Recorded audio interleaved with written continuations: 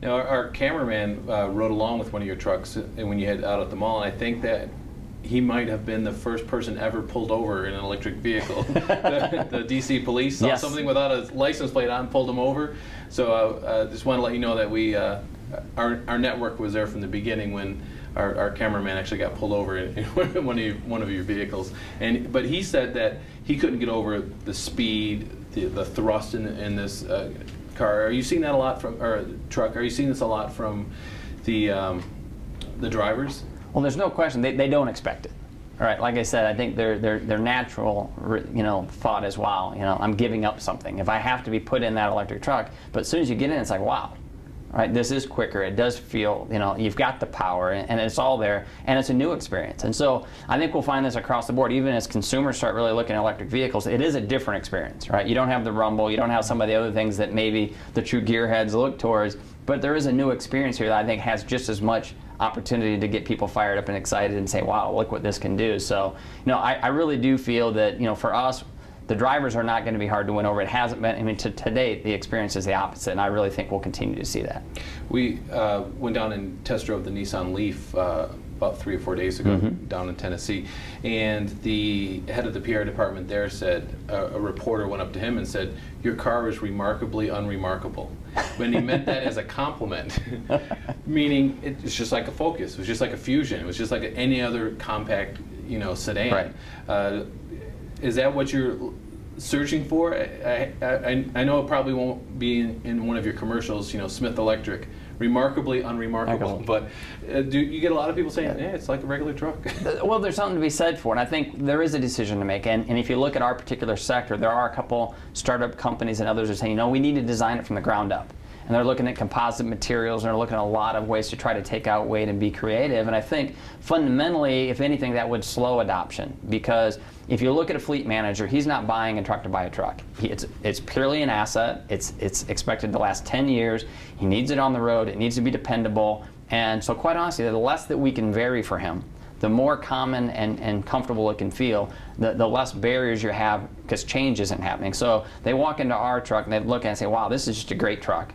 Air brakes are the same, so we know how to service those, right? The chassis is the same, we know how to oil and take care of that. Tires, wheel, everything looks and feels the same. Rear end's the same. So now all we're really talking about is we're taking a diesel engine out that's got 1,200 moving parts, putting an electric motor in its place.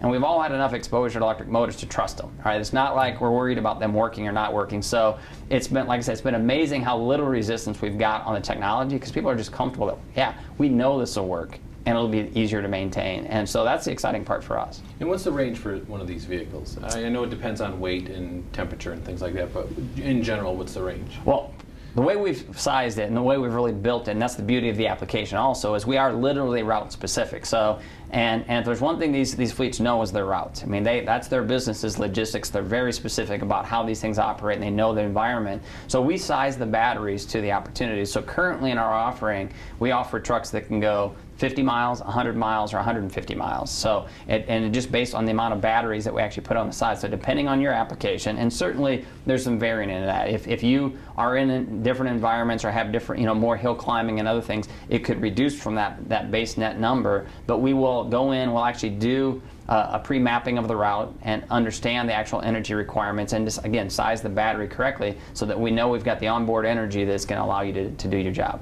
Will you guys be moving into long-range trucks, or?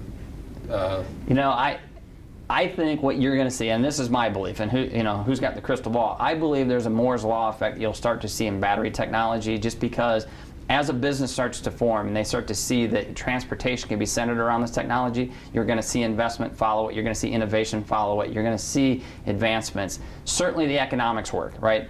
Over-the-road trucks burn a tremendous amount of fuel, and if I could offset 80% of that, there is a financial model that says we could make investment, we could have technology on board and pay a premium to get that savings. But right now, the energy densities aren't quite right. And the time it takes to recharge a battery is the next thing we have to solve. And rapid charging is out there already. It's possible, but it has a potential negative impact on the life of the battery. So, but again, it's not a huge challenge. Quite honestly, we could demonstrate it today. But for us right now, at Smith Electric, we're focused on medium-duty trucks.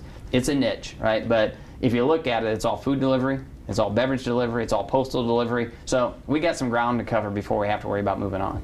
Now, we mentioned at the beginning of this that President Obama came to your plant. How important is it for the government to support new automakers?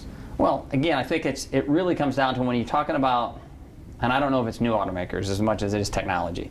If you look at the reality of electric trucks, right, there's hundreds that have been built ever versus hundreds of thousands or millions that have been built. And so from a competitive landscape, if you want that to ever be successful, you have to, at some level, start to level the playing field to and enable it out of the barn, right, just to get it started. So for us, certainly we received a Department of Energy grant. It was fundamental in our ability to kind of, come out of the gate fast and really move quickly. And what we chose to do is generally share that money back with our customers and help offset some of the premium cost of the vehicle. And the reason we did that is we really felt it was important that to show the market the price that we knew we would be at once we got to some level of volume and validate that they would pay that price. Because there will always be a premium, but when you're offering the type of operational savings, it can be justified, but it's got to be within a band. So we did that. Fundamentally, though, if you want this to be slow adoption or fast adoption, can certainly be influenced by the government. Our personal view on it is that if you're going to reward somebody, reward because they've taken action.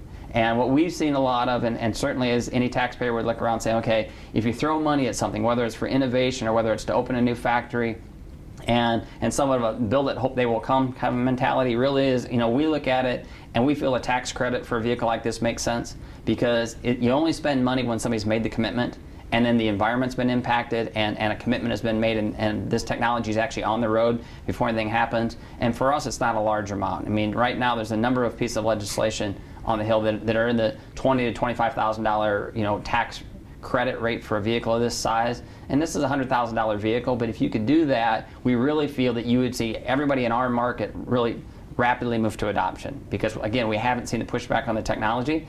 So if you'd like to see 100,000 electric trucks on the road versus 1,000, it certainly could be influenced by policy. And Smith Electric was able to do something that was thought of impossible last year, was that you got Barack Obama and Kit Bond to agree on something. It was amazing, and you put them in the same room, it even gets crazier. But no, again, the one thing I will say is we've had support. I mean, there's no question. I don't think there's anybody that doesn't believe that this is a good thing. And the common sense of trying to put an electric vehicle in a delivery environment is a great lead for an industry in terms of electrified transportation. It does so many things in our mind in terms of building some visibility and confidence in consumers that electrification is robust. Because if Frito-Lay can drive up and down the road every day, 10 hours a day, and make it work, then you got to feel confident there's something at the core that makes sense there. And so that visibility, I think, does. But the other thing we really feel we're doing is we're creating a business for the supply chain. We're actually buying product, right? We're buying batteries, we're buying motors, and starting to create for the first time really a business in this sector. Because up until now, it's been a lot of prototypes and concept cars. And the Leaf and ourselves and a few others are now finally starting to put some true investment in the supply chain, which is going to make this all a reality. Now, we're about to go over to your assembly plant. Can I tell them the boss said that I could drive one of the trucks? Please. I mean, I got to tell you, the absolute deal closer for us is drive a truck. And we say it to customers, we say it to everybody that, first of all, you got to come to the factory. If you see what we're doing and see that it's real, because that's, again, our biggest issue is letting people know that it actually is available. We're in production, we're doing this, but driving the vehicle makes you a believer. There's no question about it. Okay, because we're recording this right now, so I want to play this back and say the boss said I could drive a truck. Hey, no problem. Right. They will give you the keys, no problem.